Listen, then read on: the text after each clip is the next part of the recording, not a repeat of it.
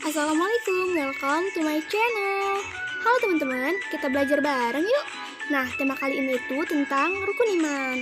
Hayo, udah pada tahu belum nih rukun iman itu ada berapa? Ya, betul, ada 6. Tapi sebelum masuk ke pembahasannya, jangan lupa like, comment, subscribe, dan aktifkan tombol notifikasinya agar kalian tidak ketinggalan video terbaru dari aku. Hold me close till I get up. Time is barely on our side. I don't wanna waste what's left. Halo teman-teman, yuk kita lanjut pembahasannya. Nah, rukun iman itu kan ada 6. Nah, perlu kalian ketahui bahwa rukun iman itu harus diyakini dengan sepenuh hati. Karena iman dalam Islam merupakan dasar atau pokok kepercayaan yang harus kita yakini bagi setiap muslim. Jika umat muslim tidak memiliki iman, maka seorang akan dianggap tidak sah untuk menganut agama Islam. Berdasarkan hadis yang diriwayatkan Umar bin Khattab RA, ketika malaikat Jibril menyamar menjadi seorang laki-laki, ia bertanya kepada Nabi Muhammad SAW, "Beritahukan kepadaku tentang iman." Rasulullah SAW menjawab, "Engkau beriman kepada Allah Subhanahu Wa Taala, kepada malaikatnya, kitabnya, kepada para rasulnya, kepada hari kiamat, dan kepada takdir yang baik maupun yang buruk." Orang tadi atau Jibril berkata, "Engkau benar." Hadis riwayat Muslim. Nah, dari hadis tersebut menjelaskan 6 rukun iman yang harus diyakini seorang muslim, yaitu yang pertama, iman kepada Allah Subhanahu wa taala. Yang kedua, iman kepada malaikat Allah. Yang ketiga, iman kepada kitab-kitab Allah. Yang keempat, iman kepada rasul-rasul Allah. Yang kelima, iman kepada hari kiamat. Dan yang keenam, iman kepada qada dan qadar, yaitu adanya takdir baik dan takdir buruk yang diciptakan oleh Allah Subhanahu wa taala. Nah, perlu kalian ketahui bahwa iman akan sah ketika dilakukan dalam 3 hal, yaitu yang pertama, iman yang diyakini dalam hati. Yang kedua, kemudian diikrarkan dengan lisan dan diamalkan dengan anggota badan. Nah, selanjutnya kita akan bahas mengenai 6 rukun iman, yaitu yang pertama, iman kepada Allah Subhanahu wa taala. Iman kepada Allah Subhanahu wa taala dilakukan dengan mempercayai dan meyakini bahwa Allah itu benar-benar ada. Kita juga harus percaya bahwa Allah Ta'ala adalah pencipta kita, penguasa alam jagat raya, mengatur segala sesuatu yang sesuai dengan kehendaknya, dan merupakan satu-satunya zat yang wajib kita sembah selain Allah Subhanahu wa taala. Untuk beriman kepadanya, seorang muslim harus mempunyai sifat-sifatnya, baik itu sifat wajib, jaiz, mungkin, atau dapat juga dilakukan dengan mengenal 99 Asmaul Husna yang tertuang dalam Al-Quran atau hadis.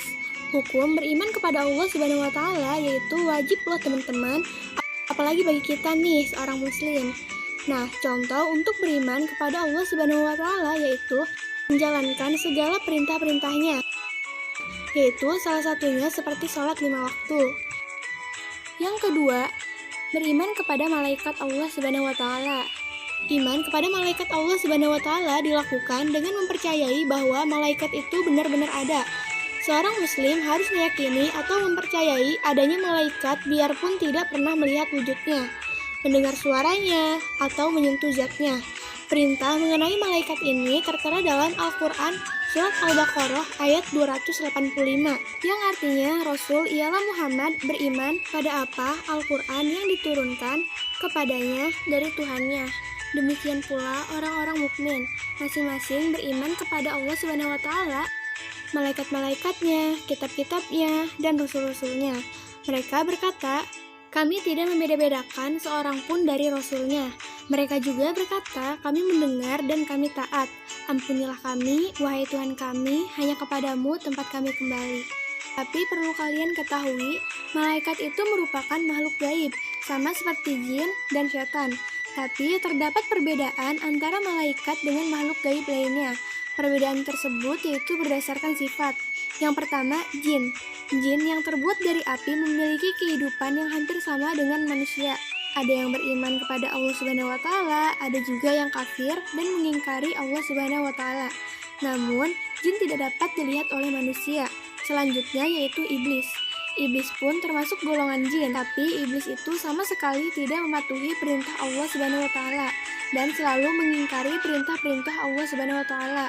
Dan sementara malaikat hanya melakukan apa yang diperintahkan oleh Allah Subhanahu wa taala, selalu taat dan berzikir menyebut asma Allah Subhanahu wa taala. Perlu kalian ketahui nih teman-teman, hukum beriman kepada malaikat itu adalah fardu ain loh, yaitu setiap umat Islam wajib untuk beriman bahwa adanya malaikat-malaikat yang selalu patuh dan taat kepada Allah Subhanahu wa taala.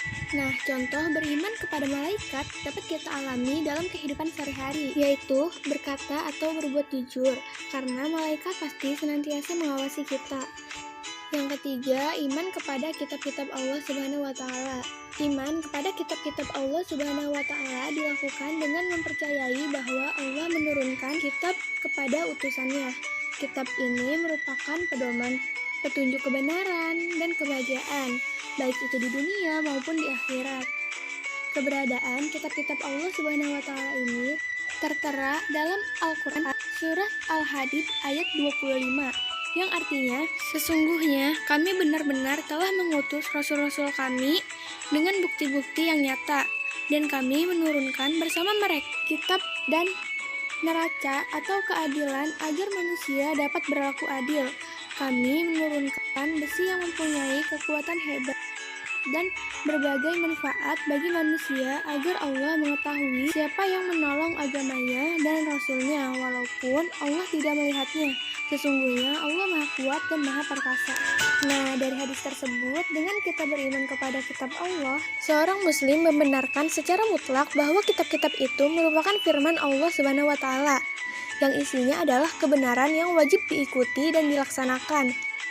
Jadi, dapat dibilang bahwa beriman kepada kitab Allah itu dapat dilakukan dengan dua hal, yaitu beriman secara umum dan terperinci.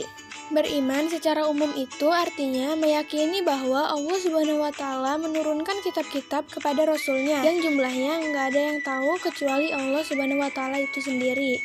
Nah, beriman secara terperinci itu artinya mengimani kitab-kitab yang disebutkan Allah Subhanahu wa taala secara spesifik dalam Al-Qur'an, seperti kitab Taurat, Injil, Zabur, Al-Qur'an, dan lain sebagainya. Nah, perlu kalian ketahui, hukum beriman pada kitab-kitab Allah Subhanahu wa taala adalah fardu ain lah teman-teman. Ya, yang artinya wajib. Wajib bagi kita setiap orang muslim yang beragama Islam. Jika ada umat muslim atau orang Islam yang tidak mempercayai bahwa adanya kitab-kitab Allah Subhanahu wa taala, maka dinamakan murtad, yang artinya keluar dari ajaran Islam. Contohnya, kita sebagai umat muslim harus selalu membaca, menghafal, dan bahkan mengamalkan Al-Quran. Nah, baik teman-teman, mungkin segini dulu materi yang kita bahas, dan untuk mengakhirinya kita ucapkan Alhamdulillahirrabbilalamin. Oke teman-teman, sampai jumpa di video selanjutnya. Wassalamualaikum warahmatullahi wabarakatuh. Thank you.